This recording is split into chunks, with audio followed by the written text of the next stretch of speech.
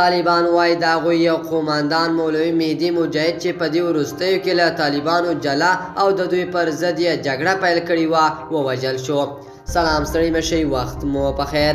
دوستانو که غواړئ د تازه او مهمو پیښو څخه خبر شئ نو همدا اوس د سره د تام پلاس چینل سبسکرایب کړئ.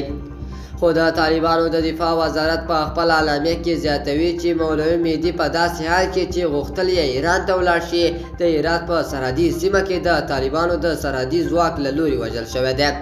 مولوي مهدي مجاهد یو ویان چې نه غواړي نوم او غږ یې خپور شي له ازادي راډیو سره په خبرو کې د مجاهد وژل کېدل تایید کړل. دوستانو زموږ د نن ورځې خبر تر همدې ځایه پورې و. د نورو معلوماتو لپاره در سره د تام پلاس چینل سبسکرایب کړئ. الله پامان.